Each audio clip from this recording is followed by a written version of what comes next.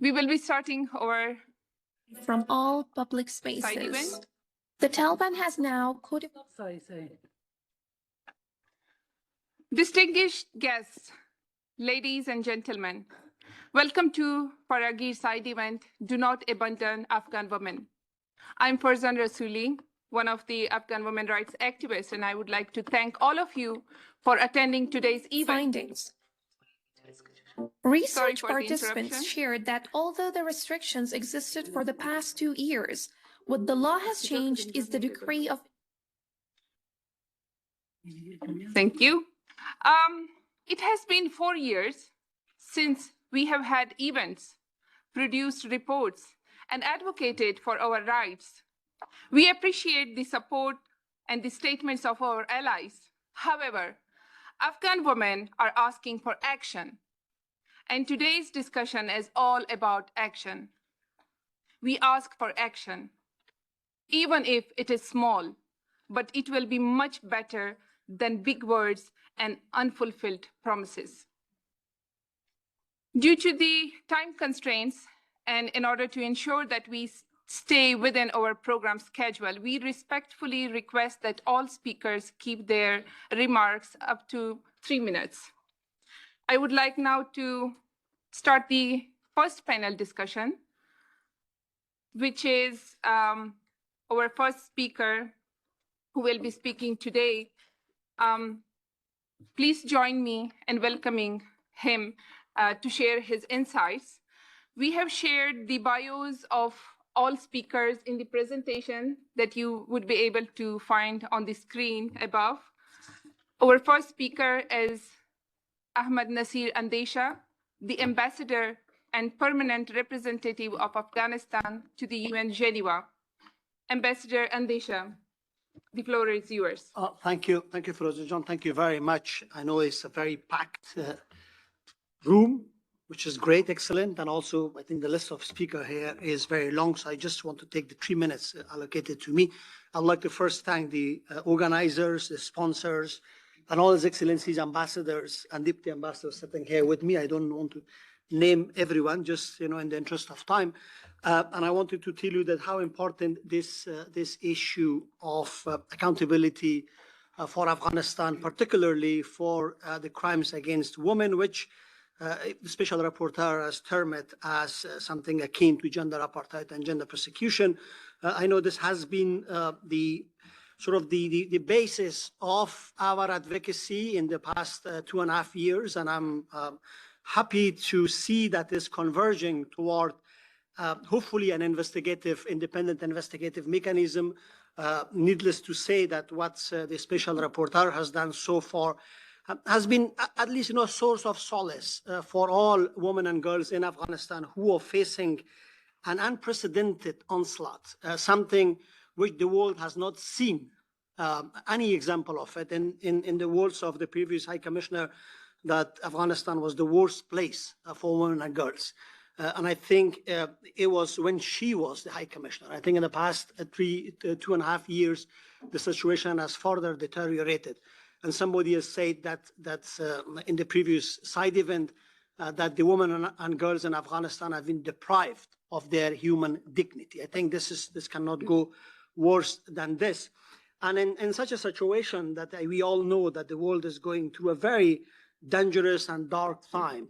It's, the shadows of war is somehow overcasting all over the world, particularly now in the Middle East. I think to have an attention on the values on which we are standing, on the values that the Universal Declaration of Human Rights, the United Nations now on the 80 years, have really painfully, the humanity have worked together to put together, is at the risk to see that we still keep the attention on Afghanistan, on the women and girls in Afghanistan. I think it's a great place of honor for all of us, because I just returned from New York. I know what's happening in New York, how difficult it is to be now in Security Council and General Assembly, the difficulties. Every day there is an emergency meeting. Also from Washington there, which probably is a little hope there for the value-based system. But to be back in Geneva, I felt hope since yesterday and since this morning, to see that, we are still pushing and focusing rightly on the values that we all share. And with this, I thank you very much, and I leave the floor for other colleagues.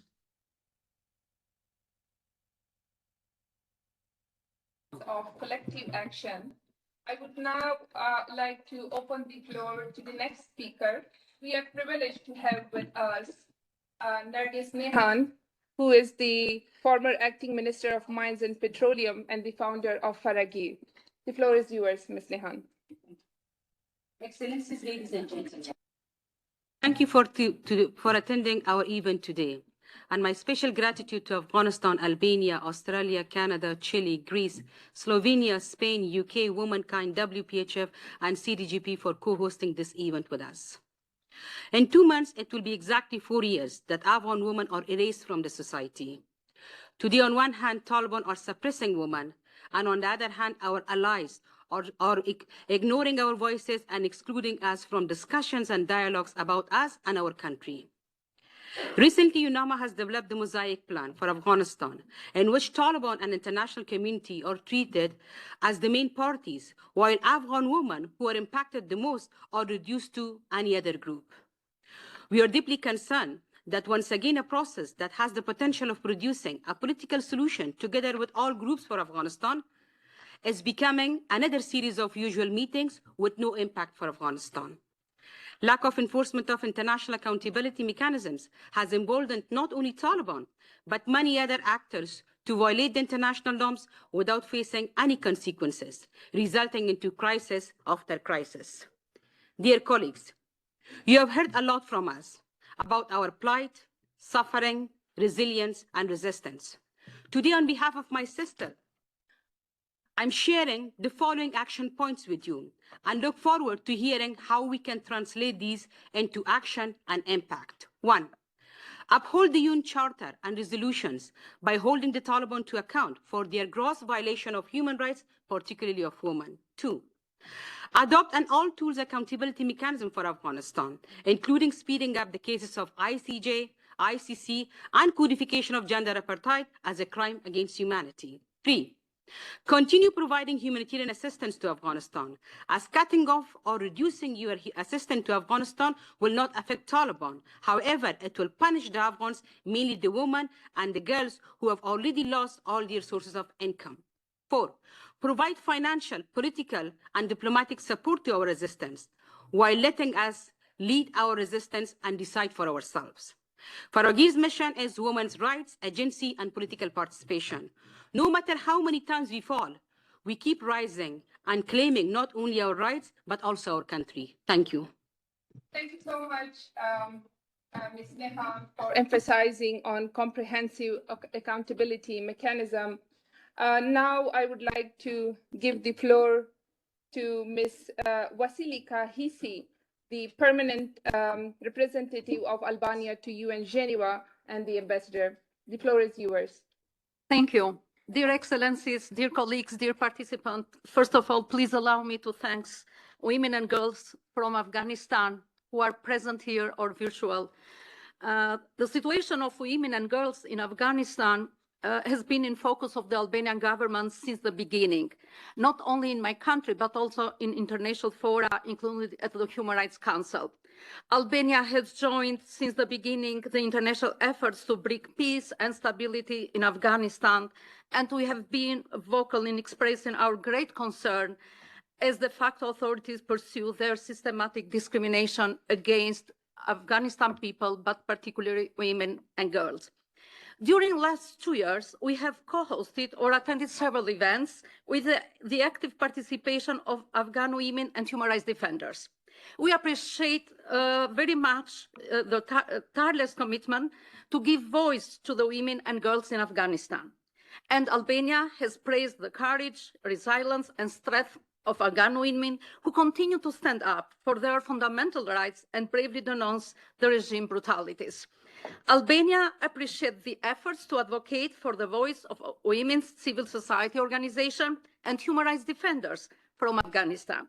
And we are committed to continue to contribute that their voice will be heard and will be considered in relevant international and multilateral bodies here in Geneva, in New York, and everywhere. Dear colleagues, dear friends, dear human rights defender present in this event, and wherever you live or contribute for women's rights. Whether we work as diplomat, human rights defender, activist, or policymaker, we all recognize the urgent need to address the challenges that threaten human rights in Afghanistan, particularly women and girls. While the international community has raised its voice and expressed condemnation of the Taliban's persecution, we believe there is much more that can be done to alleviate the suffering of Afghan women and girls. During 2 years, we have organized so many events. At the Human Rights Council and in the UN system in general, we are committed to urging on the Taliban to respect women's rights and to end policies that restrict the fundamental freedoms of women and girls. But I think this is not enough. So what we can do to strengthen the voice of women and girls?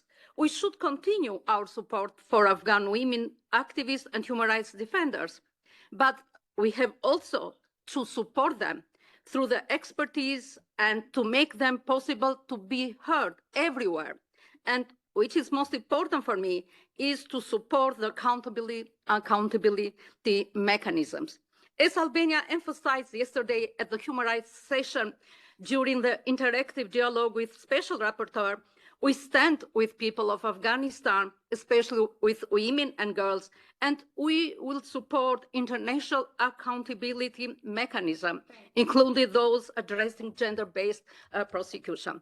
Thank you. Thank you so much, Ms. Hisi, for showing solidarity to the Afghan women.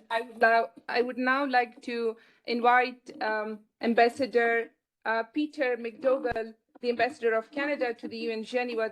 Please take the floor.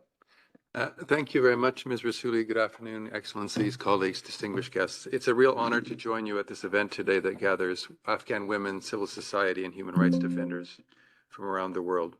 First, I want to honor the remarkable resilience, courage, and the unwavering dedication of those who continue to defend the human rights of women and girls in Afghanistan in the context of immense hardship and personal risk to themselves. It is their voices that we must elevate and center in discussions like this because they have been and continue to be the heart of resistance against the Taliban's oppressive rule.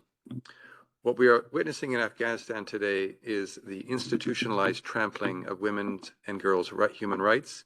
Since the takeover, these are well-known facts, women and girls have been systematically banned from schools, universities, places of work, even parks. This is a deliberate effort to strip women and girls of their dignity, autonomy, and agency. Canada has called on the de facto authorities to lift all bans that restrict women and girls' rights to education, work, freedom of movement, opinion, and expression. The human rights of women and girls are not negotiable. To the Afghan women and human rights defenders with us today, and for those who could not be here, your courage moves us, your voices lead us, and we will continue to stand with you. Canada is committed to justice and accountability in Afghanistan, which is why we support efforts to hold Afghanistan accountable to its obligations under the CEDAW. In addition to our advocacy efforts, Canada continues to provide tangible support on the ground through development and humanitarian assistance. Since 2021, we've provided over $300 million in humanitarian and development assistance that has helped to support Afghan girls' access to primary education through community-based education classes, access to midwifery services, and provision of polio vaccines to children. I'm also pleased to say that as of May of this year, more than 57,000 Afghans have now been resettled to Canada and are building new lives there. We recognize that resettlement can only reach a very limited number of people, and it is no substitute for the systemic change that must occur within Afghanistan itself, but it is a lifeline for many and a reflection of our enduring commitment. Let me close by reaffirming Canada's commitment to the Afghan people, to amplifying their voices, supporting their leadership, and ensuring that their resilience and courage are never overlooked as we work together to build a future rooted in justice, accountability, gender equality, and respect for human rights. Thank you. Thank you so much, Ambassador McDougall, for all the support you have been providing to Afghanistan and in particular Afghan women. Now I would like to request the technical team of Farageer to please play the video that we have created on the situation of women inside Afghanistan.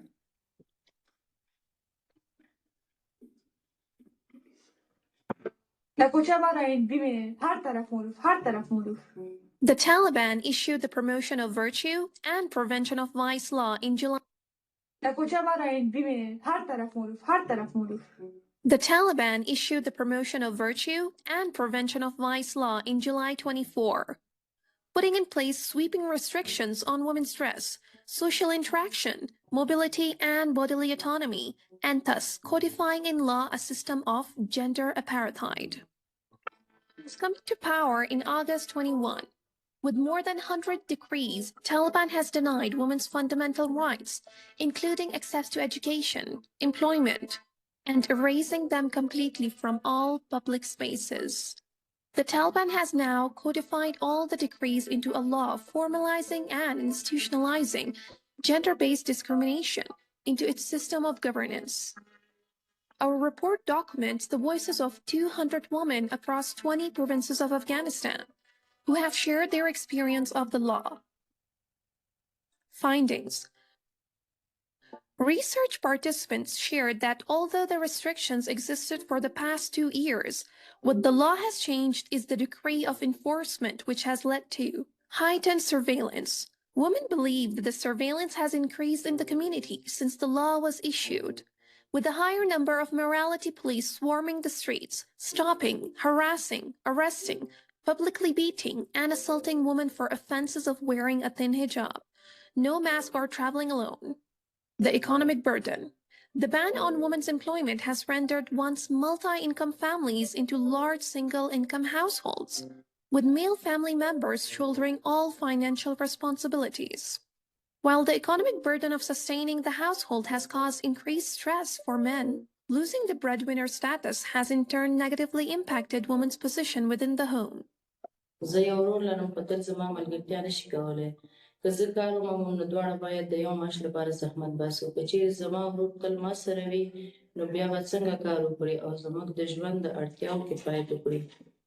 Intersectional vulnerabilities. Women with multiple marginalized identities faced heightened vulnerability. Women from ethnic and religious minorities and younger girls face more restriction. Female-headed households are most vulnerable, and threat remains most severe for families of ex-government and military employees. Impact on family dynamics. Authorities punish the men when women in their families are found guilty of breaking any rule. This has negatively impacted men's mental health and has led to increased policing of women and their movement within the household by men and other family members. تحت از امنیت خودشان باعث میشه که مردم حدت زیادی به خانم بس کنه. با زمانی که یک خانم قانون را نقض میکنه مردهایشان نیز زندانی میشه و اونا در تلاشی هستن که هر مردی که به او خانم نسبت داشته باشه را دستگیر کنه و شکنجه کنن و این فرق نمیکنه برادر او خانم باشه، شوهر او خانم باشه، عمو یا پسر او خانم باشه. Community perception and resistance. There is increasing dissatisfaction with the Taliban. However, the pervasive sense of fear that the Taliban has instilled in the larger Afghan society has prevented people from protesting or resisting. There is also the belief among participants that the international community has started accepting the Taliban, which has added to their sense of despair and hopelessness. Some women groups and CSOs, however, still work in secret to raise awareness and resist the Taliban's gender apartheid policies. Mental health impact. The law has had a severe impact on the mental health of not only women, but also men and children across the country. Women are forced to stay confined to their homes due to the restrictions, report suffering from depression, anxiety, and stress. Men also have reported facing stress and depression due to the financial troubles. Key recommendations. During the consultations, besides sharing the impact of law on their lives, women also share their expectations from different stakeholders for supporting them at this challenging time. International actors recognize and codify gender apartheid, have principled engagement with the Taliban, reinitiate resettlement programs for women at risk, pressure the Taliban to uphold amnesty for former government employees, journalists, army officials, and WHRDs. Regional and Islamic actors, instead of engaging with the Taliban through treaties, trade deals, and opening of diplomatic missions, engage with them for pressurize them to roll back the restrictions on women. Take part in responding to the humanitarian crisis of Afghanistan by providing support. Engage with Afghan women and support them in their global advocacy for justice and equality. Donors and international women's rights organizations. Increase funding directly to CSOs operating in Afghanistan, especially those working with women and children. Provide more remote jobs and learning opportunities for women and girls in Afghanistan. Increase mental health support and virtual, free therapy sessions for women. Afghan civil society.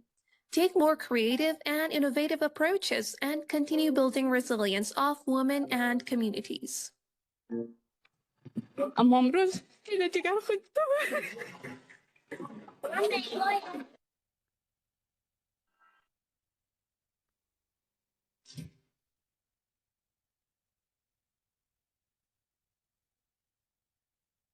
For playing the video. Now I would like to invite someone from inside Afghanistan. Today we are joined by 50 women from inside Afghanistan, and the group who will be speaking today is the Afghan Women Solidarity Group, which comprises of 83 women groups and organizations from all across Afghanistan. So if you can kindly connect her to speak to us.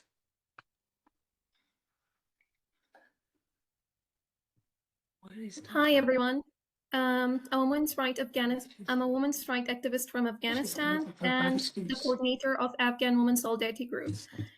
Afghan Women Solidarity Group is a network of 63 organizations. Everyone can put the mic and listen to her. The headphone. Which was born out of urgency, resilience, and a belief that the power of collective action.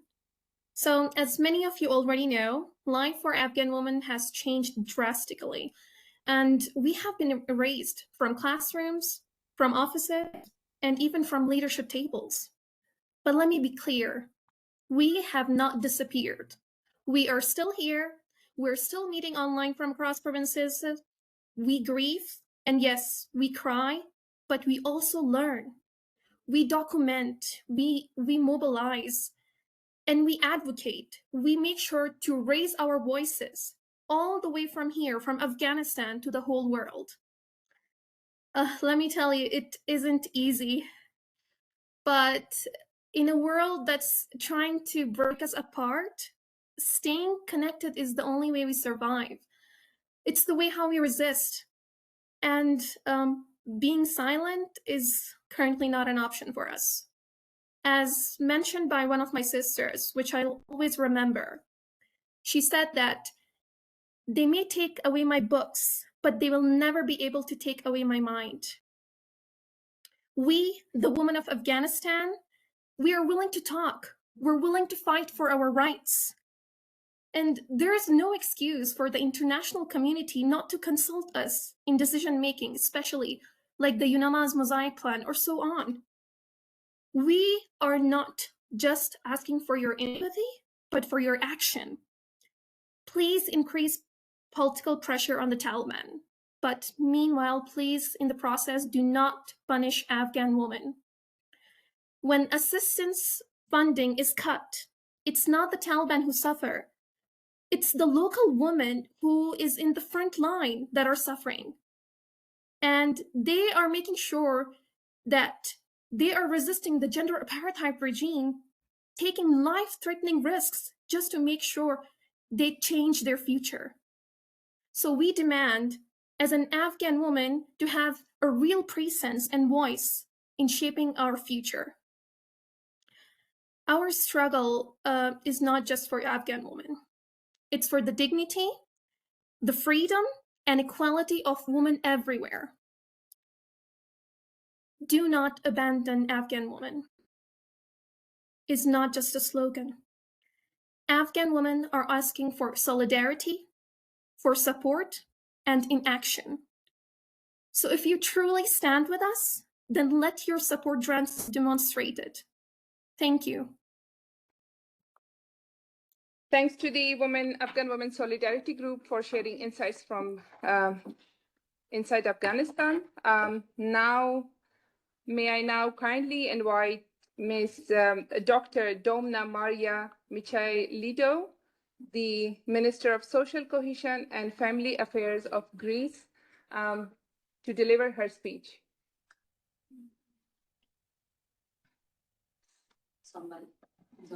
She is joining us online, I have to mention, and yeah, she will be speaking online. Yeah.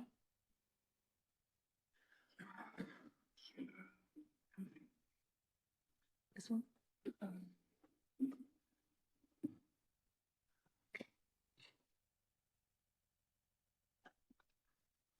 No.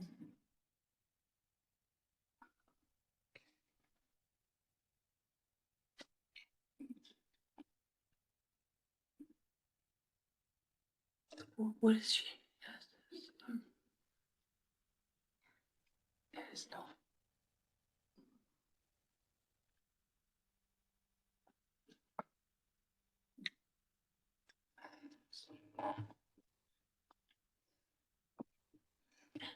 It has to connect from upstairs. Okay, so we will move to the next agenda point by the time we get connected to her, and whenever she joins, she will provide her insights. So now we will give the floor to some interventions from our Afghan representatives, our Afghan sisters sitting here. I'm sorry, can you we have hear two me? interventions. Oh, she has joined. Okay. Okay.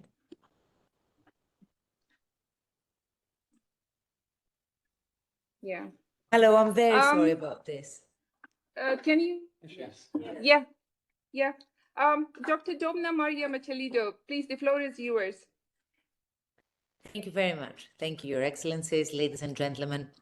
It is, in fact, with great pleasure that I participate in today's side event dedicated to the testimonies of Afghan women from inside the country and exile about the dire human rights situation they've been subjected to by the de facto Taliban authorities since their rise to power.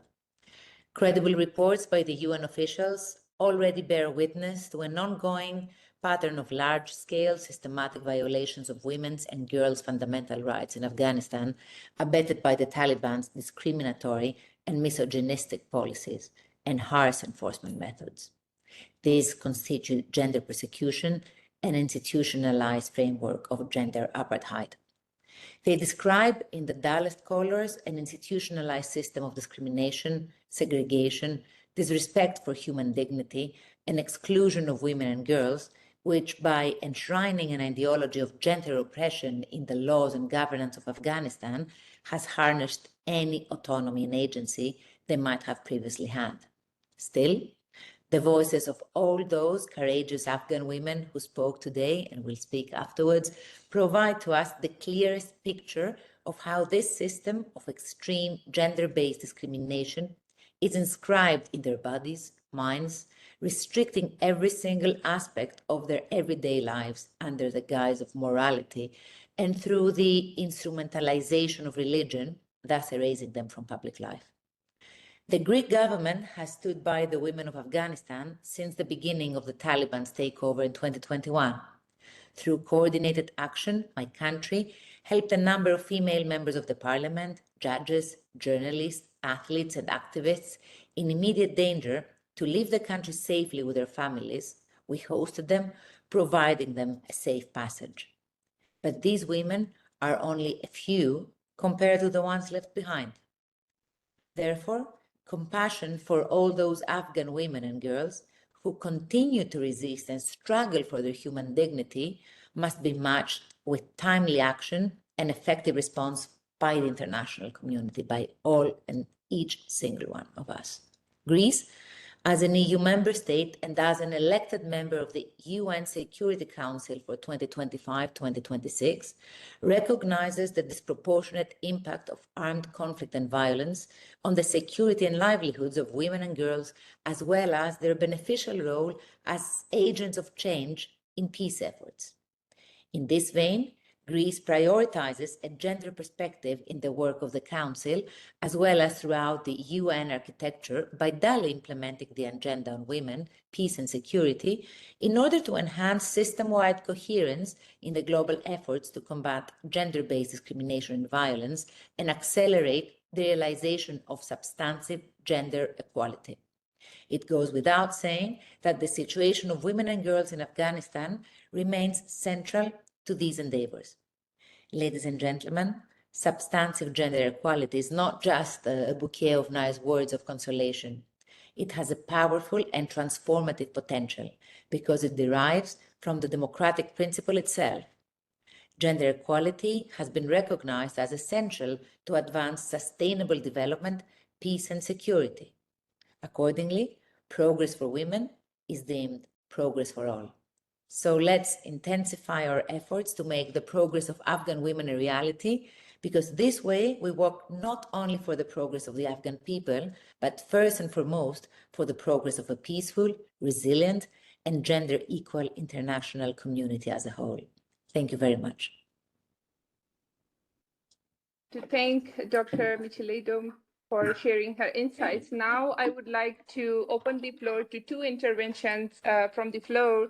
The first intervention is from Ms. Masuma Khawari, who is the former minister, who was the former Minister of Communication and Member of Parliament of Afghanistan. Please share your insights with us. Thank you. Ladies and gentlemen, I would like to speak about the situation of women in Afghanistan, especially the multiple and layered vulnerabilities that have placed them under serious threat. The Taliban's harsh restrictions against women have not only taken away their fundamental freedoms, but have also deepened structural inequalities in Afghan society. Ethnic identity, for example, plays a big role in how women are treated. Hazara women in Taliban-controlled area face more violence and tighter restrictions, not only because they are women, but also because of their ethnic and religious background. Second, the ban on women's work and education has pushed many families into poverty. Women who used to be breadwinners have lost both in their income and their position in the family and society, which has increased domestic violence, forced or early marriages. Third, women heads of household and families of former government workers and military members are in great danger. Without a male mahram, they struggle to meet basic needs. Fear of being persecution by the Taliban keeps them in isolation. We must remember that discrimination against women in Afghanistan is not just a gender issue. It is about different identities, including ethnicity, religion, and social background. I ask the international community to understand the intersectional nature of Taliban's discriminative policies, to design support programs that address intersectional vulnerabilities, not with one-size-fits-all solutions, to provide protection support for those facing multiple layered threats. Finally, when we talk about women in Afghanistan, we are not talking about a single story. We are speaking of thousands of unique narratives, each marked by pain, but also by strength and resilience, which deserve to be heard and responded. Equal help for unequal situation can become a new form of injustice. Thank you so much. Thank you, Ms. Khawari. Now I invite Ms. Nigara Mirdad, Afghan women rights activist, to share her insights. Thank you, Excellencies, ladies and gentlemen. I stand before you not only as a witness to the collapse of human rights in Afghanistan, but as a wise calling for reinvention of our global justice system, because what we have is not failing, it has already failed. What's happening in Afghanistan is not just reparation, it is gender apartheid, designed and enforced through state policy. Afghan women are not simply excluded, we are erased. Our life, voices, and potential have been deliberately shut out not only by the Taliban, also by the slow machinery of the international justice. Let me be clear, what's happened to Afghanistan women is neither culture nor religion. This is a systematic destruction of womanhood as a civic identity, and yet we are still debating the terminology, still waiting for recognition, still left out of the room where our future is planned. Today, I do not come to ask for sympathy, I come with proposal, radical in clarity, urgent and necessity. First, criminalize and codify gender apartheid and establish gender justice sanction, create a woman-led international tribunal for Afghanistan, ban recognition of regime that systematically erase women. Excellencies, you often say, never again, but in Afghanistan, never again is now. And your silence is not natural, it is enabling. The cost of ignoring this moment is not just paid by Afghanistan women. It will be paid by every woman and man globally. We Afghanistan women are not asking for inclusion.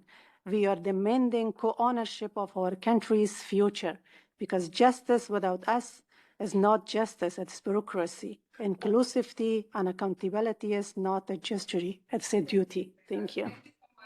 Now we would go to our next panel, which is the closing panel, and they will be providing their closing remarks. So first of all, I would like to invite Ms. Eleanor Sanders, the Ambassador of UK for Human Rights and Deputy PR to the United Nations in Geneva. The floor is yours. Thank you very much. Thank you all. I wanted to start by paying tribute to Farageer and all of you who have spoken today. I want to be short because today is not about my voice, it's about your voices, and we want to maximise the amount, not just today, but going forward, that we hear from you, female Afghan voices, but as you have said, not just women, but other marginalised groups. And when those other marginalised groups happen to be female, that's an important issue for us to focus on. I would just underline as well the UK government's ongoing commitment to you and to everything that you stand for, and to ensuring that there is a better future at some point for women. We talked a little bit today about humanitarian assistance, and we agree that is crucially important. Last year, the UK provided over 2.7 million people in Afghanistan, including over 1.3 million women, with humanitarian assistance, and we're also providing health and education services to people where we can. I guess my parting thought would just be that in this building, we deal with an awful lot of repression and discrimination and really tough issues day to day. But I cannot think of anywhere else in the world where there is such severe repression and discrimination, not just that, but wholesale denial of all rights just for being female. And I think we need to pause on the gravity of that and keep it with us, as hard as it is to deal with. As we have heard today too, the way in which male family members are forced to become complicit in what is happening through their own fear is terrifying. And as we've also heard, we mustn't overlook the mental health impacts, the domestic violence that is increasing, and also the impact on young boys, including some now born under Taliban rule, who will, and what they will consider normal growing up. All of which is to say, again, thank you so much. I hope we can continue to do this. I hope we can continue to support you in every way we can. Thank you. Thank you so much, Ambassador. Now I would like to request Ms. Claudia Fuentes Julio, the Ambassador and Permanent Representative of Chile to the UN Geneva, to please share your remarks with everyone. Thank you, Madam Chair. Let me start by expressing my gratitude to all of you, but particularly for Farageer, which I learned that it means inclusion this morning. And a special thanks to all the Afghan women that are here with us today for your strong voice, your resilience, and your courage. The testimonies today really move us, but they're also a clear reminding of what it means to resist. In the face of deliberate erasure, of institutionalized exclusion, of fear and silence, Afghan women continue to speak out. They continue to organize, and they continue to demand their rights. When I met with some of you this morning, we had actually a very good conversation, but one really stuck into me, which is we were talking about the fact that many women and girls in Afghanistan today cannot go out to see the sun, cannot go out to feel the fresh air.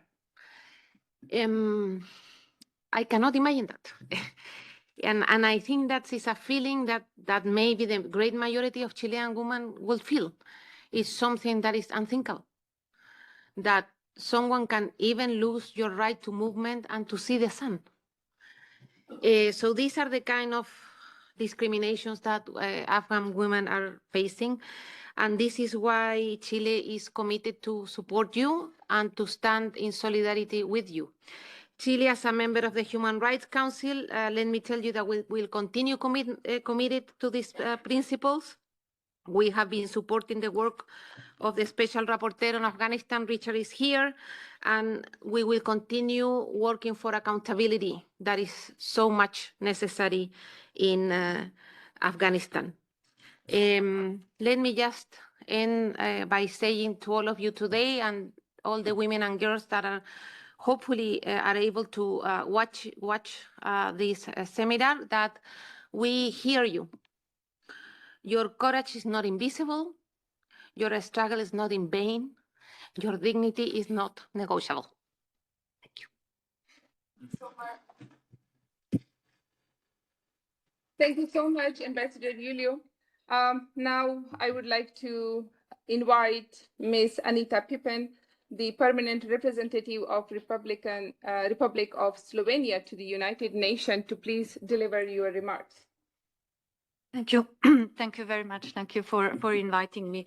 And let me start by praising the resilience of Afghan women and honoring the work of all of you who work tirelessly to elevate the voices and the rights of Afghan women and girls. Thank you to all who shared their stories. Your voice matters, and we heard you. Slovenia will always stand by the women and girls of Afghanistan by always highlighting the importance of including Afghan women at the table in discussions and deliberations about the future of Afghanistan. You have the right to a seat at the table. As elected member of the United Nations Security Council, Slovenia will continue to work tirelessly to address the human right to education for all Afghan girls. And lastly, we have witnessed and heard how Afghanistan is facing the world's most serious crackdown on women's rights, with systematic and widespread human rights violations, and many of those amount to crimes under international law. My country will continue working together with other partners to support all efforts to hold perpetrators to account through processes that are comprehensive and above all gender responsive and transformative. We thank you for your work, and we will continue to stand by you. Thank you. Thank you, Ms. Pippen, for delivering your speech. Now I would like to request our final speaker, Mr. Marcos Gomez Martinez, the Ambassador and Permanent Representative of Spain to the UN in Geneva. Please deliver your remarks. Thank you, Ms. Rassouli, and thank you very much, everyone here in the room today for joining us. I must confess, I feel at the same time a bit overwhelmed and encouraged. Overwhelmed by the challenge you are facing, which is terrible. And it goes well beyond Afghanistan. I agree with you. Whatever happens there will impact the whole world, the community of women in the world. But I do feel encouraged because one cannot but feel courage after your courage. So thank you very much for providing us some hope and some courage too. What can we do 4 years later? It's time for action, and you are requesting a specific action. I think it was very inspiring to see what you are requesting from different actors. We take note of that, and we will take back to our capitals to see how we can build on what we are already doing. Because the first element, of course, is not to remain indifferent. It's 4 years now, but we have to keep mobilizing, keep calling every people in the world to keep their solidarity with Afghanistan, with the women of Afghanistan in particular. So we do have a feminist foreign policy in Spain, and we're going to keep on amplifying your voices, amplify the voices that others seek to silence. And we will be working in 2 specific areas that we have been working so far. First of all, creating the spaces, providing spaces. Last year we sponsored the series of summits, all Afghan women, with sessions in Tirana and also in Madrid. In the series of conferences also of HERA's Afghan women that were held in Madrid in 2022 and in New York 2023. So these gatherings, they might seem some formal or superficial, but we do believe they are extremely important. They are super important to allow to listen to voices of women, to create networks between Afghan women, diplomatic actors, and the multilateral institutions and civil society. And secondly, the other direction we'll keep working will be supporting the international criminal justice system. Indeed, it is slow. It is perhaps not as effective as we would wish, but we have to pursue in that work. In November last year, we, with other 5 countries, submitted a referral letter to the Office of the Prosecutor of the ICC, urging an investigation into crimes against humanity committed by members of the Taliban regime, including, of course, gender-based persecution. And that letter, that was backed by solid documentation that you provided us with, and the testimonies that have been repeated here, has led to a first result, and the prosecutor requested the arrest warrants for 2 senior Taliban leaders. It's a small step, but it is a first step. And we know that much more remains to be done. We must continue threading this global alliance that refuses to normalize horror and that fights to end impunity. And as I said, your struggle is really a source of inspiration. So we all, I think, not only Spain, but we all stand by you.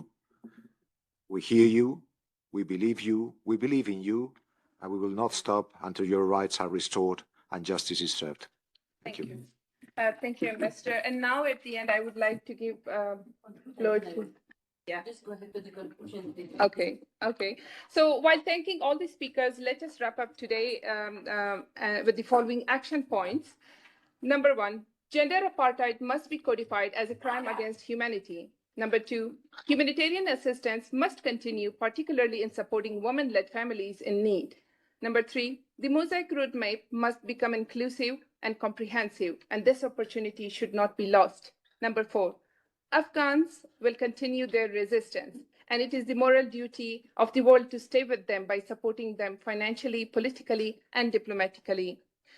And I would also like to pass the message that you can get the hard copies of the report that Farageer recently produced, and you can also find a copy of a letter that we recently sent to the G7 and SOM countries participants. You can find it while leaving this room. So at the end, we would like to conclude this event, and before concluding, I would like to give the final words to Ms. Nehan to speak. Thank you very much. I just want to mention that last year we had side event co-hosted by 2 state members, Afghanistan and Albania with us. We are humbled and honored that this time we have 9 countries, a number of civil society organizations co-hosting this event with us. And I hope that next time when we will come to Human Rights Council, we are going to have at least 50 other countries co-hosting the event with us, because that shows your solidarity. Even people are telling me, why 3 minutes for each speaker, reduce the number of speakers, but you have no idea. When you're speaking for 3 minutes and that's broadcasted, that is giving hope to the women inside Afghanistan, that there are countries that they are understanding, they're listening to us, and they are committed to stand with us and help us to move forward with this battle. Thank you all once again very much for your participation. Can we group photo?